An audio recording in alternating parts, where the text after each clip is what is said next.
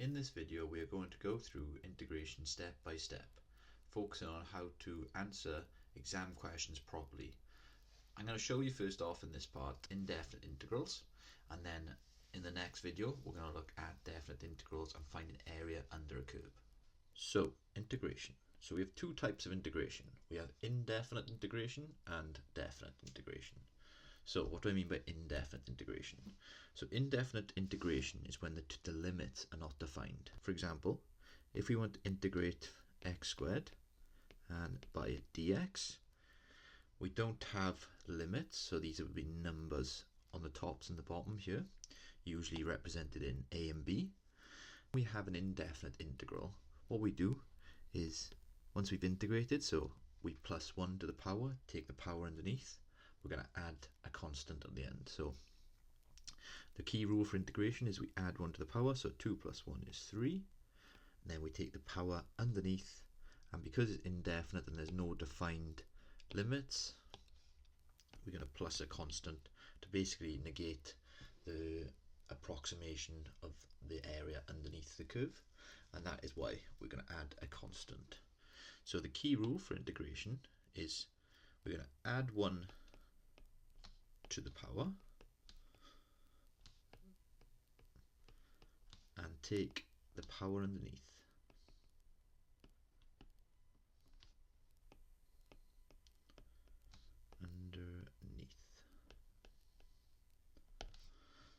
Key rule for integration. And the purpose of integration is usually to find area underneath a curve. So integration equals area under the curve. So what we're going to start off with first is we're going to do a few indefinite integrals to get used to integrating, and then we will look at some harder examples of integration and finding area under the curve. So starting off with, if we go number 1, we want to integrate x cubed via dx. So let's say to ourselves first off, what we're going to do, we're going to add 1 to the power, take the power underneath. So when we integrate, this is going to be equal to x to the power of 4 over 4 plus a constant. And it's as simple as that. Number 2, we got the integral of x to the power of a half dx. So this time we got a power of a half. So if we add 1 to a power of a half, what do we get? Have a little think. So then this is going to be equal to x to the power of 3 over 2 all over 3 over 2. I'll show you a little trick here. And we're going to again plus a constant. So when we got the 3 over 2 and we're dividing by a fraction, this number on the bottom here actually then flips itself back up to the top. So what this would become is 2x to the power of 3 over 2 all over 3 plus a constant. So dividing by a divider, it brings back up to the top. So have a look at number 3. So the integral of, let's say, 1 over x to the power of minus a half this time, dx. So in the case where we got a power of a minus a half on the bottom, we want to take this power back up to the top. So if we're going to take that back up to the top, what happens to the power? It changes sign. So then this will become the integral of x to the power of a half, because we're going to change the sign, dx, and we just did that one right before, so that would become 2x to the power of 3 over 2 all over 3 plus a constant. So let's look at one or two harder examples now. So if we've given the integral of 5x to the power of a quarter plus 3x to the power of minus 2 dx. So the dx on the outside will tell you what to integrate by on the inside. This time we're going to go through each term one by one, and the plus and the minus signs does not matter. We're just going to integrate each one by one. So the first off, we integrate 5x to the power of a quarter. Adding 1 to a quarter, what do we get to? We get a quarter plus 1, And then remember that's a quarter of 4 plus 4 over 4, which gives you 5 over 4. Okay, so we got 5x to the power of 5 over 4, and then that will be 5 over 4 on the bottom, plus, now when there's a minus sign on the top, always remember when we add 1 to minus 2, it does not become minus 3, it becomes minus 1. So it'd be 3x to the power of minus 1 over minus 1, and then we got minus 2, and we got the power of nothing, so imagine if it was x to the power of 0 here, that would just be equal to 1. But in this case we're going to add 1 to that power, so now it becomes x to the power of 1, or just x, plus a constant.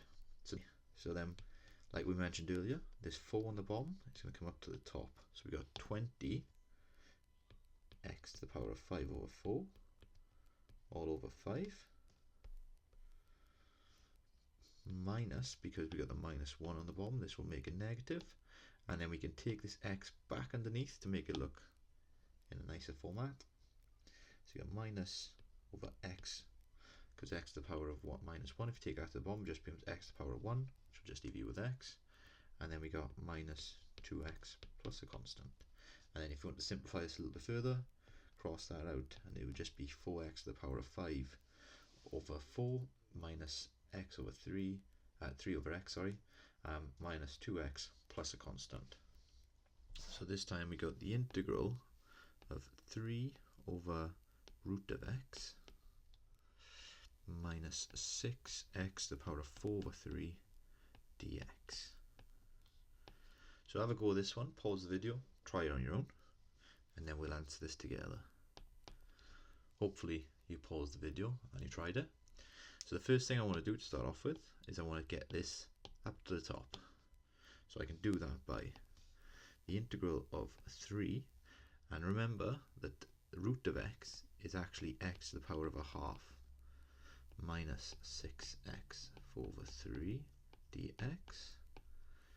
So this time, now we're going to take this back up to the top. We got the integral of 3x to the power of minus a half minus 6x to the power of 4 over 3 dx. Now we integrate. So we can add 1 to minus a half. So minus a half plus 1, which would be 2 over 2 if you want to think about it like that. So that would get you back to a half. And similarly with 4 over 3, add in 3 over 3 or 1, then it'd give you 7 over 3. So we got 3x to the power of minus, so the power of half, not minus half. So 3x to the power of a half over 1 over 2 minus 6x to the power of 7 over 3 all over 7 over 3 plus a constant. Don't forget him. Now let's simplify this more. So remember, when we're dividing by a fraction, we can take the bottom number up to the top, so we can take both of these up here. So we're left with 6x to the power of a half over 1, which would just be 6x to the power of a half, minus 3 times 6 is 18, x to the power of 7 over 3 all over 7 plus a constant. And that's that. If you found this video helpful, make sure you practice a few questions straight away, and that's how the topic really sticks. And if you're looking for more support with your maths, I offer one-to-one and small group tutoring, focusing specifically on exam performance. So if you want help improving your grades, just drop me a message and I'll get you set up.